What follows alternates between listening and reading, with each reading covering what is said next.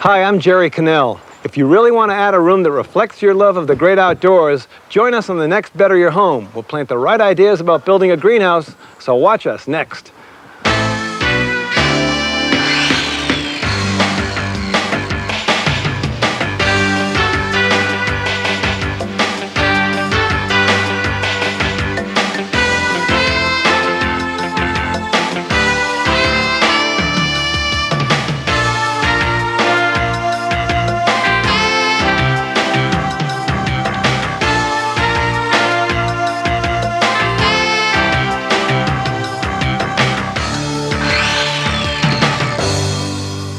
Brought to you by Sears Craftsman.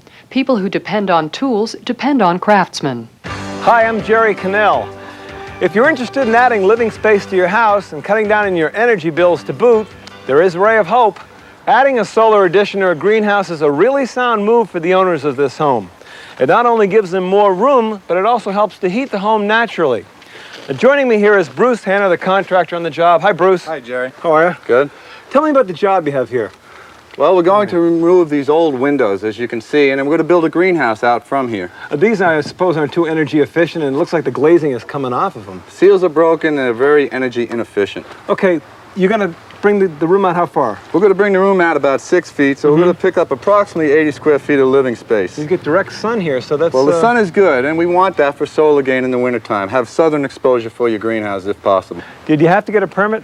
We did. We took out a building permit, and that is very important for any homeowner starting a project like this. Okay, once you get the permit out of the way, what's the next step in the process? Well, it's our site preparation. As you can see, we've already started our site preparation. Yeah, you get your piers down. Yeah, we've dug down 42 inches below grade, and we've poured our concrete piers on which the girder will set. Now, the girder is going to set on these, and then what, the deck will go on top of the girder? That's correct. We're going to set our girder and put our insulated wood deck on top, build our knee wall, and go up with the greenhouse from there. Now, the greenhouses are generally noted for their efficiency. Yes, they are, and I brought a cross-section to show you why they are efficient. Well, let's take a look then. Okay? Yeah. Okay, Bruce, tell me about the cutaway you have here, or the cross-section, the framing and the glass materials. Okay, we have a completely anodized aluminum finish here, Jerry. Now, what does that mean? Well, it means that it's maintenance-free. It's not a painted finish, so we don't have to worry about maintenance in the future on it, except to clean it. The glass itself is used as tempered insulated glass. You'll see there's an airspace between the two, which we vacuum out the air and we inject argon gas. Now, that's heavier than air. It's heavy in the air, so it helps to insulate the glass better. We use this in combination on this particular greenhouse, a low-E glass. Now, do they have a choice as consumers to get different types of glass for this installation? Yes, they do. They can get clear glass, they can get tinted glass, reflective, and low-E. Low-E does what for the homeowner? It gives them a better insulation value on the glass, and it also cuts down a little bit on the ultraviolet light, which is harmful. How long should the job take for installation? From start to finish, Jerry, it should take approximately a week. Okay. Now, your crew is bringing over the girder to put on the piers right now, the first, I guess, step in putting the deck platform in place. Now, they prefab the platform here on the job? Yes, on a small greenhouse like this, Jerry, we can prefab it out ahead of time. And then we can manually move it into place like we're doing now. Right, right. We want to make sure it stays plumb, so once we set the deck down on top of the girder, we're going to take a level and make sure that everything is level all the way across. That's a good idea. Now, they're using, I see lag shields in the concrete foundation. They're going to bolt the lags right through the frame to the foundation wall? Yes, they're going to take the lags and secure them in with an impact driver to get proper torque on the lags themselves. And that will then hold the greenhouse to the existing foundation. Now, they're putting in a 6-inch insulation with a foil face to the living area of the greenhouse. After they get that all tacked in, what will be the next step? Well, the next step is we want to make sure we get a weather-tight seal. So we're using an adhesive caulking material to seal it to the existing foundation. Also helps to weatherproof it. Okay. And what, the sheeting will go on top of that? That's correct. We'll take our 1/2-inch subflooring, which we're nailing down now. Right.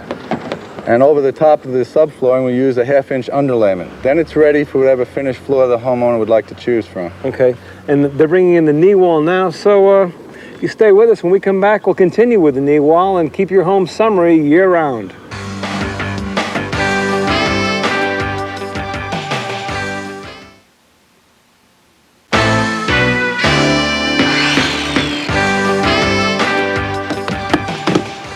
Well, now that we've got the idea firmly planted in your head what a greenhouse can do for your home, let's watch one grow. I'm here with Dave Stonebrink, who's our foreman on the job, and Andy's down here ripping shakes off the wall. We've got sheathing to put up next, right, Dave? That's right. We're going to use an exterior-grade plywood here, and we'll attach it to the knee wall with rosin-coated nails. A knee wall is generally any wall that's less than 5 feet in height and can be used to accommodate screened-in porches or also large windows like greenhouses.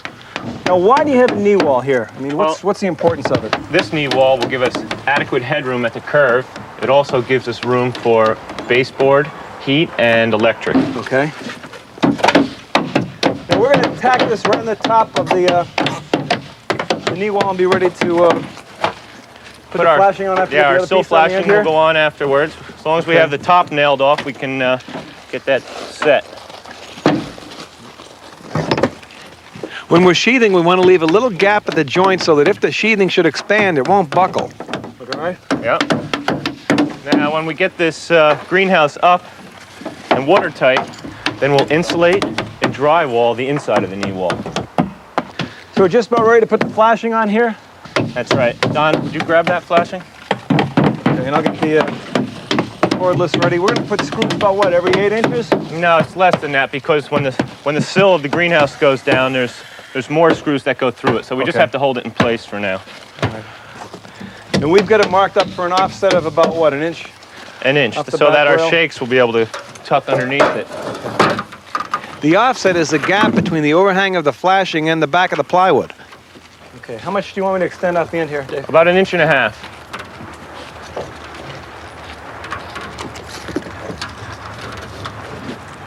I'm going to come a little bit further. Yeah. How are you down there? I'm good. Okay.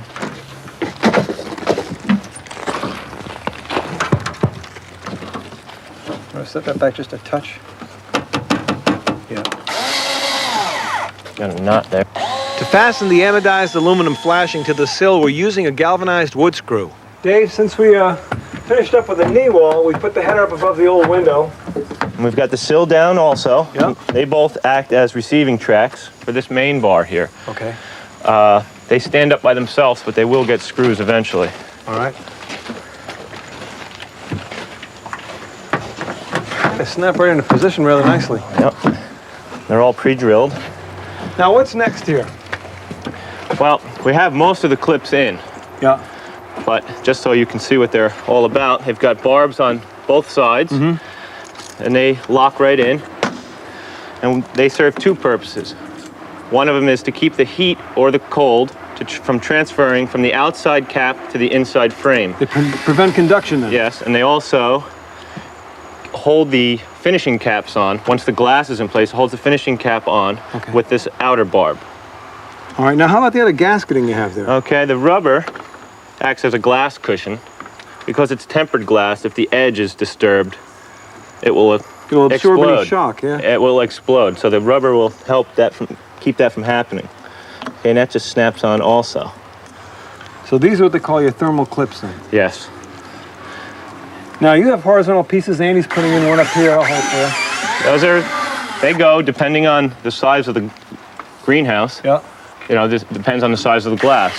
Now these are made to accept the actual size of the glazing or the glass itself. Right, and they are also pre-drilled. As it's positioned. Okay.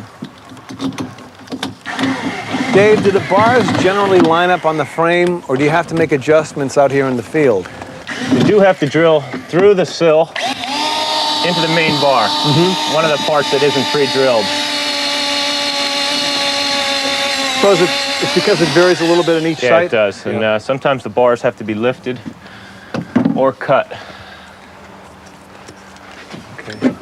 If you could just hold on. Again, these add stability to the frame as well. Yeah, once the whole frame is up and the glass is in, the glass acts as a sheathing. You just really have to line up the holes? Yeah, wiggle it in and go ahead. Because if it's not plumb or level, the glass sits crooked and has a chance of hitting the edge of the aluminum, which will cause it to break. Fracture the glass, yeah. Well, we finished building all 5 bays of the frame. We've got one sheet of glass up top, we've got the arc in place, and we're ready to put it in the bottom. So Dave, you want me to come back outside? Nope, just hang on to that for now. Okay. So I can set this other one. This glass is a tint to it. And this really is not a job for a do-it-yourselfer. It's very specialized. Definitely. One wrong move and you can definitely break this piece of glass. Okay. And you can see the rubber acts as a cushion. It also acts as a thermal break. Now, what did the clips do for you? They help to position the glass as well? These clips are for the cap. Remember I showed you with the barbs. You have glazing blocks under the pieces of glass so it's not sitting on the aluminum. All right. Then I use a temporary clip to hold this curve in place while we work with it. Okay. That locked up? Yeah, now you can come down around. That's going to be a really pretty installation when you're done. Now we use a rubber mallet. We tap those barbs. Yeah, it might look like a 3-pound hammer, but it's definitely a rubber mallet. Into the cap. Before I go any further, yeah. You need that gasket? Put some rubber in there. Okay. Now this is what, a neoprene of some sort? Neoprene rubber, guaranteed against shrinkage and rot. And really, it seals out the weather. Yeah, because it's on the end bay, pops in real easy because there's no resistance on this side. Yeah. I like to go right to the curve. So you that get a little channel you can fit it right into. You can bend this without breaking that curve. Okay. Okay, you can bend that right down and around now. Yeah, I want to catch the channel. I got one that's going to be pressed. There you go. Tap it. Yeah. Okay. Yeah. And let's pop the bottom in now. I bow it. Okay. I think we're pretty good. You want to tap it up here?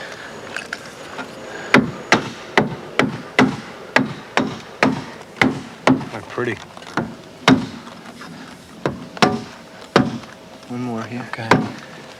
Okay. Finish off the gasket, and that'll be the job. Yep. Okay. Stay with us. When we come back, we'll let the sun shine in and show you the glory of this greenhouse.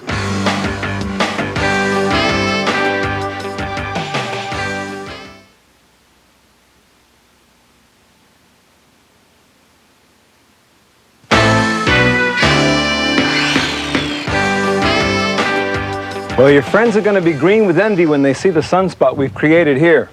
Back with me is Bruce Hanna, who is our contractor on the job. Bruce, in 1 week you completed the greenhouse, you've made it blend in with the old house. It looks terrific. Thanks, Jerry. What we've done is we've installed hand-split shakes on the knee wall, and we've darkened them with a dark stain to match the house. We've also created a weather-tight seal between our flashing and our sill with a bead of silicone, as you can see. Okay. You can see now the tinted glass, which will help reduce glare from the inside. Sure. Around the corner, you can see we've installed an awning window, and we have one at each end for cross ventilation. Okay. Now what about up top here too? You have a vent of some kind as well? Yeah, we have a roof vent fan to pull out the heat from the inside. But let's go inside and see what else we did. Sure. Bruce, tell me about the fan. Yes, Jerry, this is a thermostatically controlled exhaust fan. And what it does, it draws warm air out of the room in the summer to try and keep the room cooler. Now, does that work in the process with the 2 windows on the side as well? Yes, the 2 windows provide cross ventilation. And you add that together with the exhaust fan, you can keep the room much cooler. Okay. Tell me about the shades you have up here. Okay. The shades we have in here are motorized. They can also be manually operated as well. They come in a variety of colors. And they also are vinyl coated. They're a fiberglass. Well, how about their function? What do they actually provide? They provide several things, Jerry. Number one is they block the sun in the summertime, which you want to do. You want to shield the sun so the room doesn't overheat. So it's a comfort factor then? Comfort, definitely.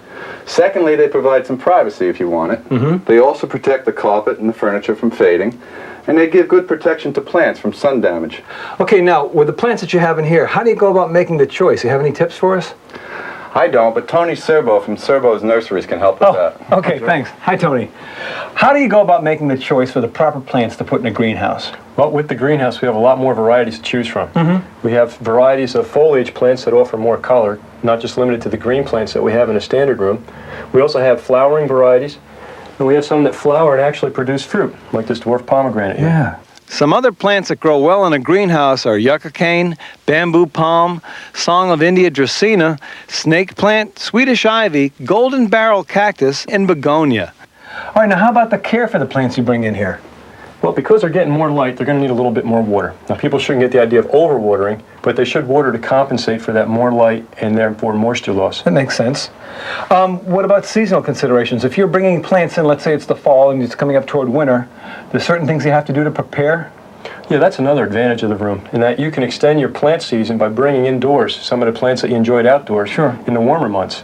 Things to consider when you're bringing them in, though, is make sure they're free of pests before you bring them inside, and take care of any repotting that might be needed outside before you bring them indoors also. Okay, if we were to reverse the process come springtime, would the same things apply?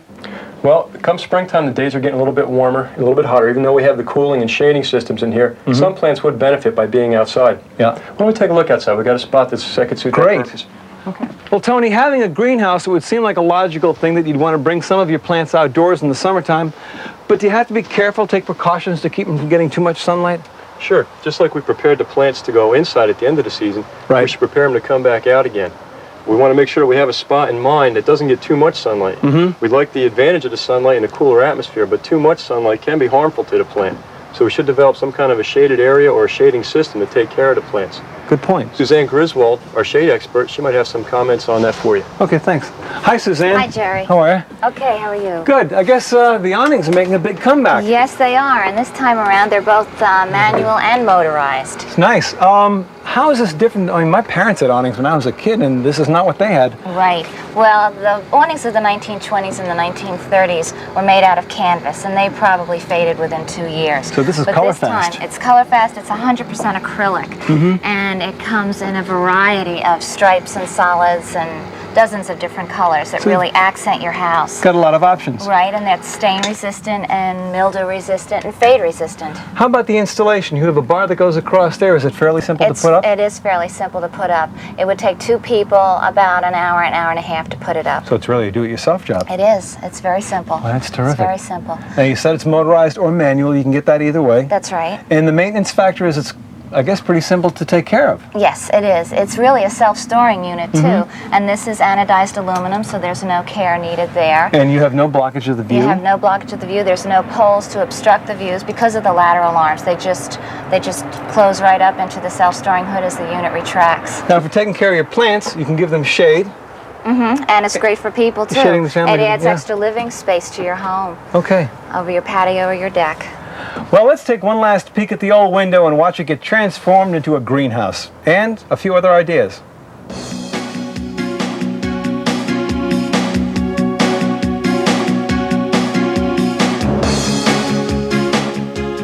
Here are some other ideas from the pages of Better Homes and Gardens.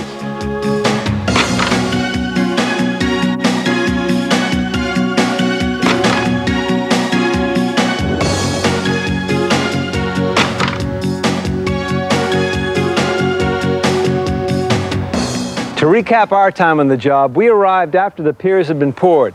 So the next step was to put the girder in position and put the deck frame on top of the girder and lag bolt it into the foundation. Following that, we insulated the bays of the deck frame and then applied the sheathing over it. The next step was to build the knee wall so it could receive the aluminum frame for the greenhouse. After that, we put on the sill and the head member to actually tie that frame together and then glaze the panels with the glass and the gasketing. After that, Bruce's crew went inside and finished the interior trim and came back out and got the shakes on the outside wall to blend it in with the original house. So that's the job.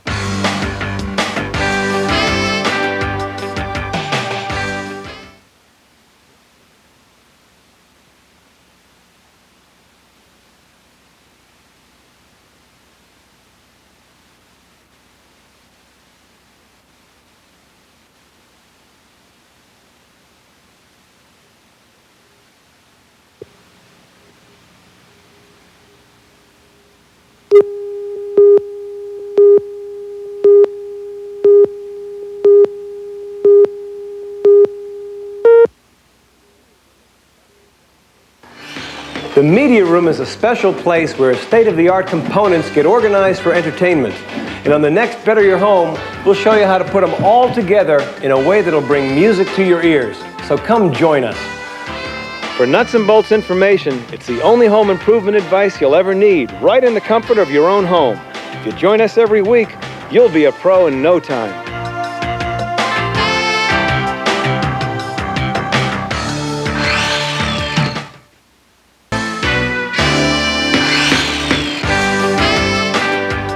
Just about any home can tap into the sun's limitless, free, and non-polluting energy.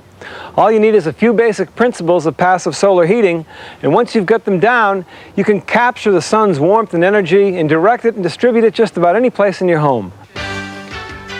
Take a look at the south exterior wall. And does your lot have enough room for a sun space? For the greatest efficiency, your sun space should face true south or within at least 20 degrees of true south. And you can increase the angle if you have to, but you're going to get by with less efficiency. For maximum solar gain, you may want your floor to be a poured slab, tile, stone, or brick. This thermal mass will actually collect and store the sun's heat. How you intend to use a sun space generally dictates how it should be designed. So determine its exact function at the outset. Will you use your sun space for extra living area? Would you like to grow vegetables or houseplants? Your answers will help you decide exactly how your sun space will be built. For more detailed sources, insider remodeling tips, and money-saving ideas, order the Better Your Home newsletter today. Send $2 to Better Your Home, newsletter number 2, Post Office Box 5293, FDR Station, New York, New York 10150 5293. Don't forget to enclose $2 and your name and address. I'm Jerry Cannell, and thanks for joining us. And remember, there's always room for improvement when you want to better your home.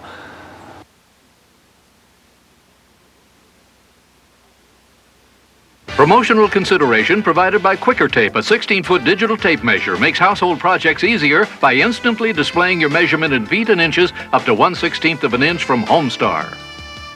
Rug Doctor. Eliminate fleas and other insects from your carpet.